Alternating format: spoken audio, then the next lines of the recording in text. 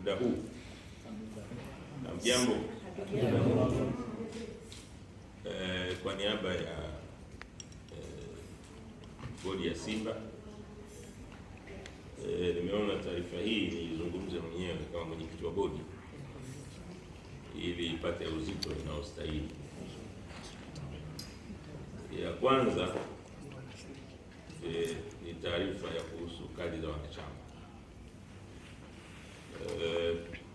Tulikuwa tumepanga awali kwamba tungetoa kadi za wanachama tarehe 27 Machi, lakini zoezi hilo lilishindikana kwa sababu kulikuwa na kazi ya system yenyewe ya kutengeneza hizo kadi mpya ilikuwa haijakamilika, hasa kwenye maeneo ya ujazaji, kwa sababu zile branch zote ambazo zipo sasa hivi lazima ziingizwe kwenye mfumo, na baada ya kuingizwa kwenye mfumo, baadaye sasa ndio wanachama wale waliopo sasa waweze wenyewe pia kwa wa kwanza kupewa kadi, na wakati huo matawi mapya na wanachama wapya kupitia matawi yaliyopo waweze nao sasa kupata kadi. Zoezi hilo karibu linafikia mwisho. Tukishamaliza zoezi hilo la kuloji matawi ambayo yapo, basi kutangaza rasmi lini tutazindua siku ya kwanza kutoa kadi mpya za kisasa kwa wanachama wa Simba. Kwa hiyo niliseme ili wafahamu kwamba zoezi linaendelea. Ni kwa sababu ni kitu kizuri, kitu cha kisasa, kwa hiyo kilihitaji muda sasa kutengeneza database ambayo ni nzuri. Jambo la pili ambalo nilizungumza ni issue ya rufaa yetu ya mchezaji Mohamed Damaro.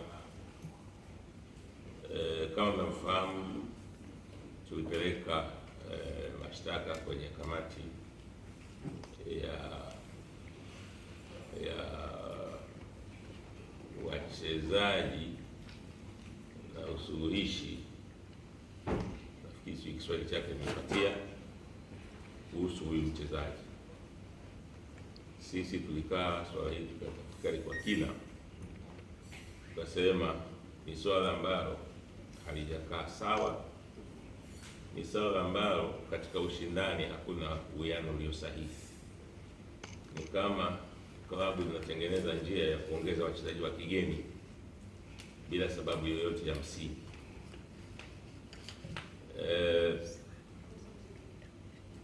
Kama tunasema mchezaji aliyepewa uraia hawezi kuchezea timu ya taifa, basi sababu ya kumpa uraia ilikuwa ni nini?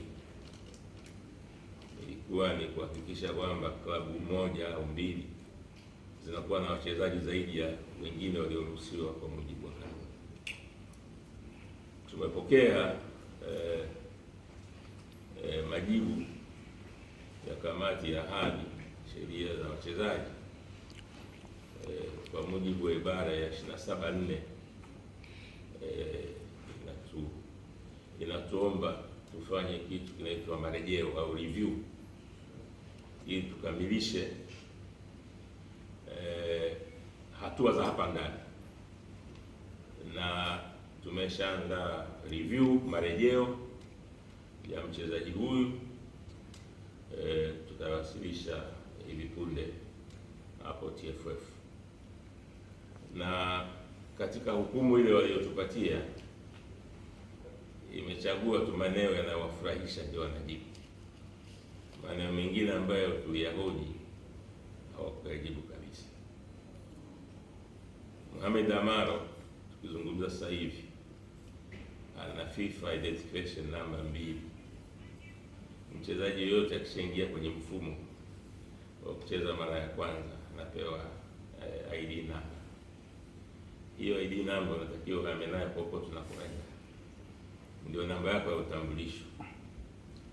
Lakini ukiangalia kwenye mfumo, Mohamed Damaro ana ID number 2. Hiyo tuliuliza kwenye kamati, hawakuweza kulijibu.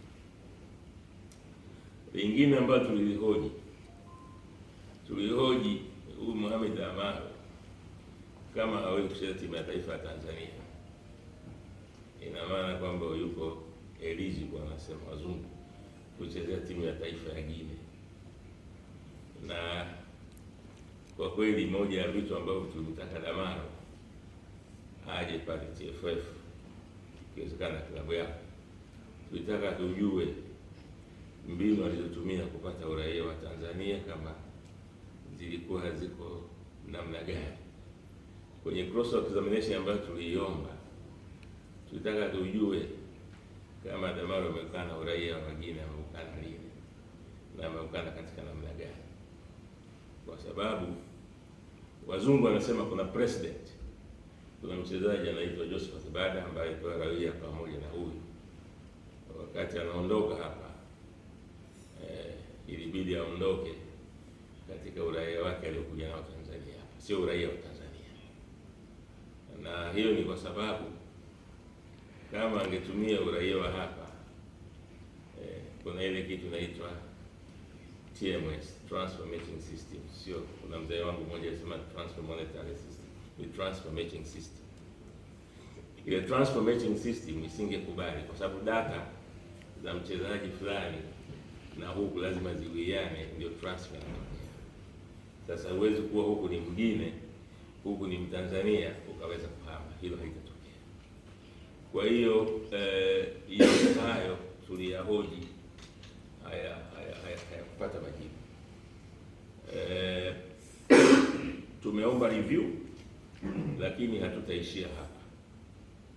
hatutaishia hapa kwa sababu tunaamini kwenye kanuni za ligi zetu zimetambua wachezaji wa aina mbili. Mchezaji wa Tanzania atatambulika kwa passport na kwa kitambulisho cha taifa, lakini in bracket wamesema awe mzawa. Tunaelewana? Atatambulika kwa passport au national ID, lakini in bracket awe mzawa. Mzawa maana yake ni indigenous. Kuwa na passport, kuwa na ID haikuwezeshi kuwa mzawa, kwa sababu kwa mujibu wa taarifa ya uhamiaji wanasema huyu alipewa uraia kwa njia inaitwa tajinisi, naturalization. Sasa kama amekuwa naturalized, kanuni zile zile za TFF zinasema mzawa. Kwa hiyo kuna mchezaji mzawa na kuna mchezaji wa kigeni. Sisi tunaamini Damaro hakizi, kwa mujibu wa kanuni zenyewe za TFF, hakizi vigezo vya kuwa mzawa. Kwa hiyo yote tumeyahoji, lakini kamati ya sheria na hadhi ya wachezaji hawakuyajibu haya. Kwa hiyo tunaandika review na kuweza kuomba. Na naomba niliseme hili jambo si jambo dogo kwa nchi, kwa sababu Simba mwaka jana baada ya sisi kuona wenzetu wamepewa uraia, tunaandika barua kwa uhamiaji kwa wachezaji wetu kwamba kuna baadhi ya wachezaji wetu wanaomba nao kupata uraia. Hatujai kujibu hiyo barua mpaka leo hatujai kujibu hiyo barua ya wachezaji wetu kwa uraia.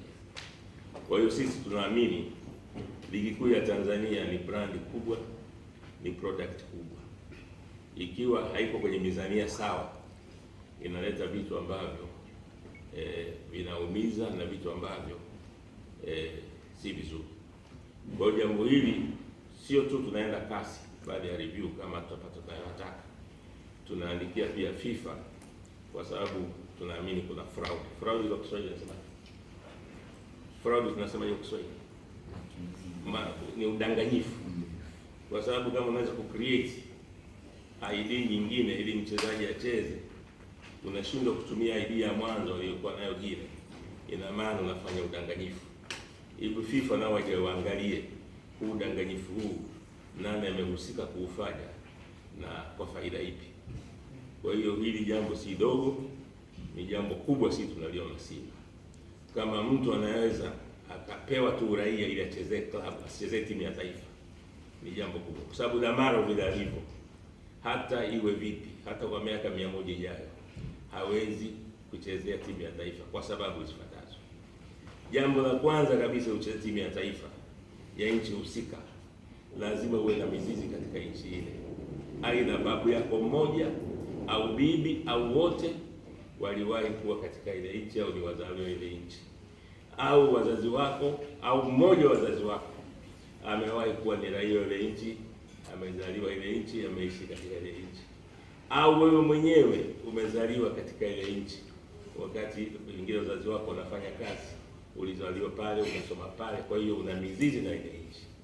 Katika yote hatujaenda kwenye mengine mengi, hilo moja tu tayari Damaro hati ya miaka 100 1000 hawezi kuchezea timu ya taifa, kwa sababu kama ingekuwa hivyo, ingekuwa nchi zinaenda Brazil zinachukua wachezaji, inaenda Argentina zinawaleta, zinapa uraia. Kwa hiyo kwa mujibu wa FIFA haikuwa hivyo. Lakini jambo lingine ambalo tulifikiri TFF walitakiwa walifanye ni kwamba kama kanuni za TFF hazizungumzii switch of nationality, ambayo TFF walijua kabisa kimpira huyu ameswitch kutoka Guinea anataka kuswitch Tanzania. Kama kanuni zetu hazizungumzi, ziko kimya, wazungu wanasema ungeenda kanuni za juu ambazo za FIFA zinazungumziaje mtu akitaka kubadilisha uraia ili acheze katika nchi yake. Kwa hiyo wengi wanasema kwamba jambo la kubadilisha uraia ni rahisi tu, wanafanya reference ya Spain, wachezaji wa kina Rodrigo anacheza kwa sababu Spain inaruhusu uraia wa nchi hizi mbili. Ndio maana yeye anacheza timu ya taifa ya Brazil, lakini kwa sababu Spain inaruhusu dual nationality, basi anaweza kuchukua uraia wa Spain na ataweza kucheza mpira. Kwa hiyo sisi tunajua jambo hili si jambo dogo, kwa sababu tunaona kuna unfair. Timu moja ina wachezaji 13 kupitia mlango wa nyuma, mlango ambao sio halisi. Timu zingine zina wachezaji 12. Mizani haibalance. Kwa hiyo niwaambie wana Simba, hii tuko imara, tutaenda nao mpaka mwisho. Lakini kikubwa zaidi, aliyeidanganya mamlaka kwamba huyu tunampa uraia kwa sababu sasa timu ya taifa, amefanya udanganyifu mkubwa sana, na amefanya udanganyifu ambao haupo popote, na amefanya udanganyifu ambao pengine mamlaka zinashangaa. Huyu mchezaji hawezi kucheza timu ya taifa, umempa uraia ili iwe nini? Tena mchezaji mwenyewe ambaye hakuwa amefikisha hata mwaka Tanzania akapewa uraia. Sasa hilo jambo sisi tunaona ni jambo kubwa, na hili tutaona mpaka mwisho wake, tuone linakuwa